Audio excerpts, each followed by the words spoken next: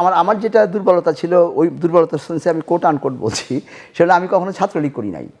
আমার পরিবারে কেউ কখনো আওয়ামী লীগের সাথে সম্পৃক্ত না। আমরা পরিবারটা বিএনপির, আর আমাদের ইমিডিয়েট আগের জেনারেশন মুসলিম লীগের সাথে সম্পৃক্ত ছিল।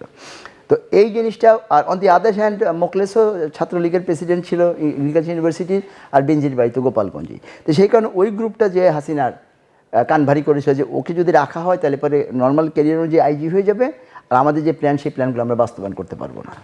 এইটা একটা। তো এই কারণে আমাকে চাকরি থেকে সরানোর জন্য আমাকে ওএসডি করা হয়েছিল। বাট ওএসডি মানে হলো যে আমি চাকরিটা ছিল, আমার পোস্টিং ছিল না, কিন্তু আমার বেতন ভাতা ছিল। তো এইটাই প্রায় 2 বছরের মতো থাকার পরে ওই যে 21 আগস্টের মামলা, গ্রেনেড হামলা মামলা যেটা, সেটা আপনার তো অলরেডি 111-এর গভর্নমেন্ট তদন্ত করে চার্জশিট দিয়েছিল, এবং সেই চার্জশিটের প্রেক্ষিতে অলরেডি ট্রায়ালও শুরু হয়েছিল, 62 জনের সাক্ষ্য হয়ে গেছিলো, আর হয়তো আর 1.5-2 মাস থাকলে এবার রায় দিয়ে দিত কোর্ট।